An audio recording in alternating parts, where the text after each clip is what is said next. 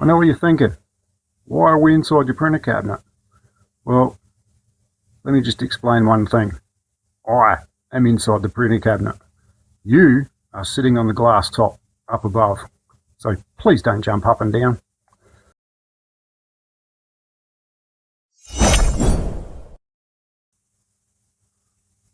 Rightio, so today we are going to be running a dial gauge over the bed of my trusty old Ender 3 Pro here.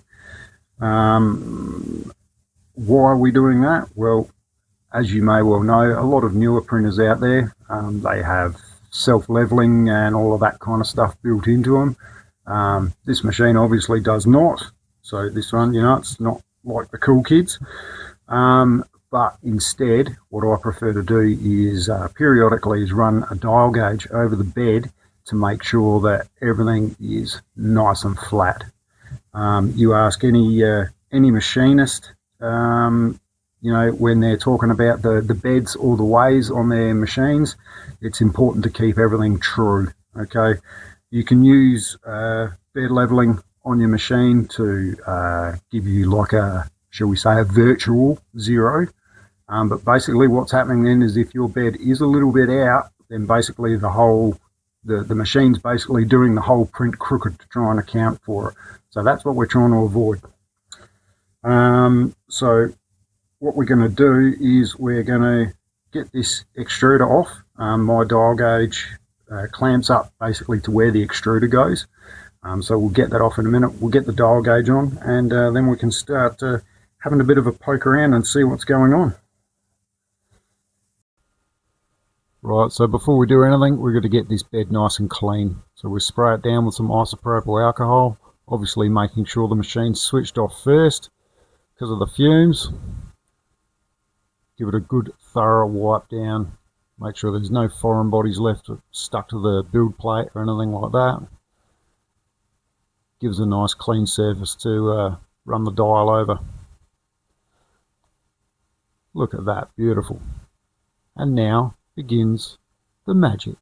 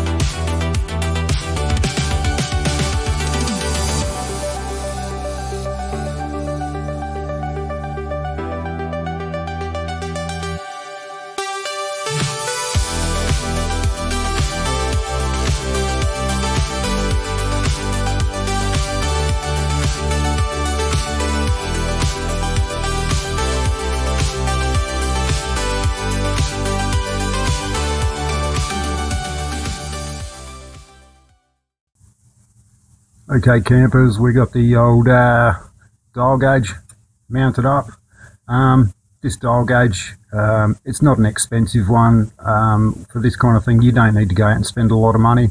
As I recall, I think I got this one actually at a car boot sale with a bunch of the old second-hand Mitutoyo mics and stuff like that. So realistically, this cost me next to nothing. But even then, these particular ones, these are a Chinese one. I think you can buy them online for like $35, whatever. They don't cost a lot of money.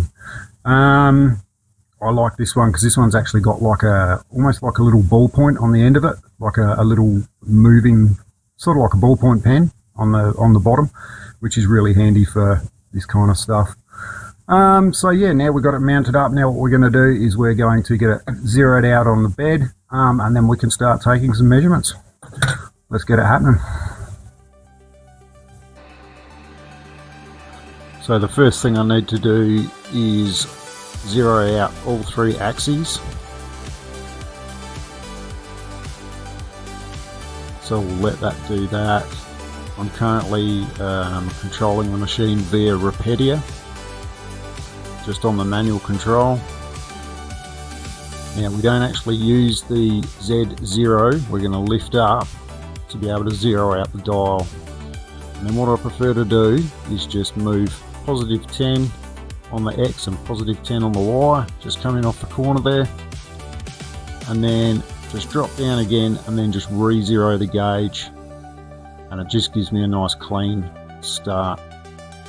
And using Repedia, I can incrementally move that up just so I can creep up on the zero, just like that. Beautiful. Cool, so what we've created now is a datum, or a point of reference if you will. So this now gives us something to work to when we're making adjustments on the other three corners of the bed. If we use this as a fixed point, we can adjust everything up to meet this, and then theoretically it should all be the same afterwards.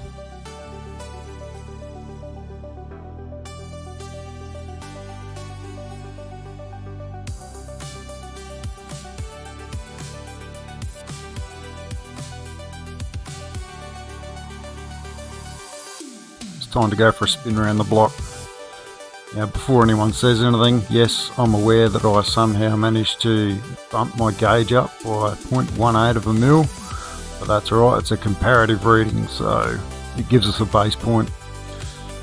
Now, what we can see the needle doing as we move around the edge here is, by the looks of things, we're high on the corners, and then as we traverse down each edge, we get a bit of a low point.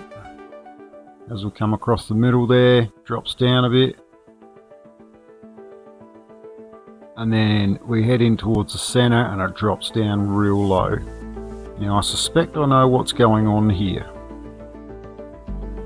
Next, what we're going to do is we are going to run right through the center of the Y-axis, and then right through the center of the X-axis. And yes, I was smart enough to zero the gauge out again. Now what you'll notice is in the middle, we're low by almost exactly 0.1 of a millimeter. And yet when we go out to the edges, the left hand side of the X-axis, closest to the home, we've got a like 0.06, something like that, not quite 0.1. But apart from that, when we get out to the edges, the gauge pretty much comes back to zero. So out at the edges we're looking good. We'll just run up to the edge, and this is about where I taught my gauge how to base jump off the edge of the build plate. Now at this stage I haven't made any adjustments to the bed. So the next thing to do is to take the mat off and run the dial over the bed itself.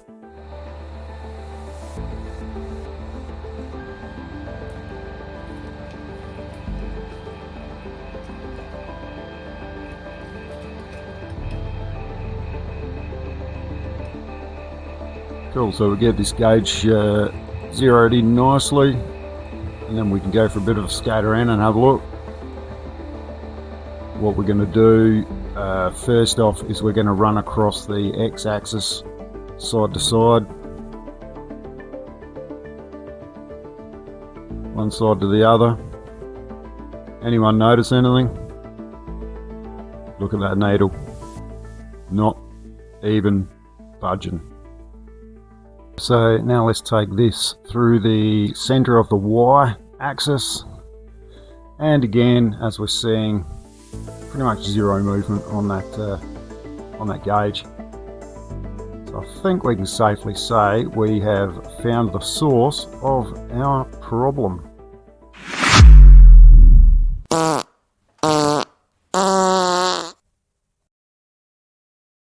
So, as I suspected, the problem that I've got here is not to do with the printer in general.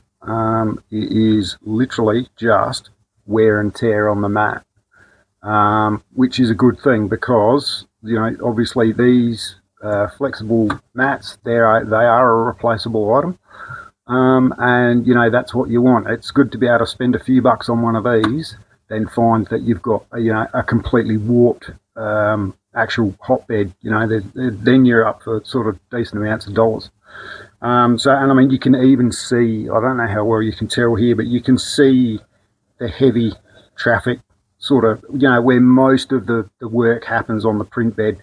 It all happens in the center here, and you can feel it. Even it's smoother in the middle than it is, it's still got its nice new texture out on the edges, but it's smooth in the middle, and it's just wear and tear, just like brake pads on a car. It's no different. Obviously you can sort of do your best to mitigate that by, I've had, you can just tell by the marks, I've had a few, shall we say, close calls with, initial layers and stuff like that, where it's sort of been too close to the bed, and stuff like that. So, you can take measures to prevent it, but, luckily I've got another mat on the way. And to be honest, this is the second one I've put in this machine. So, and it does get a fair bit of traffic. So, there we go. It's problem solved. You didn't seriously think I was just going to leave it there, did you? Come on, I've always got a trick up my sleeve.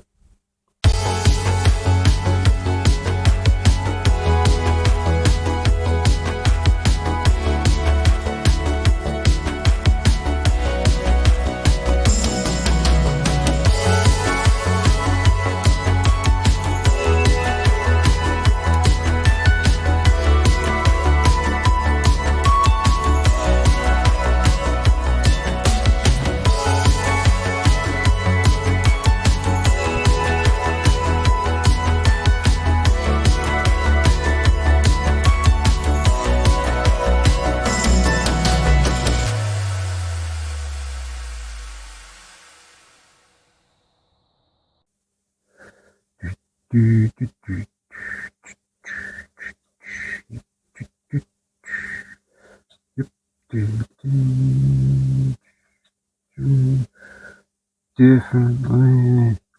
Ah, there you are. Wonder where you got into. So there you go. If you do have a low spot on your magnetic bed on your printer, you can always throw a sheet of paper or two underneath to just to lift it up temporarily. Wouldn't say it's a permanent fix, but yeah, it'll get you out of trouble until you get a new one. Always pays to make your bit of paper just a little bit smaller than what your low patch is, though, so keep that in mind. But yeah, there we go. Well, I suppose there's only one thing left to do, and that is say, my name's Bill. You've been watching Crazy Grandad, and thank you very, very much for watching. I'll check you later.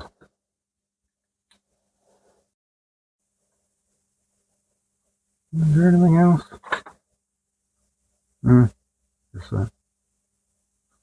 Oh, and by the way, thanks for not jumping on the glass.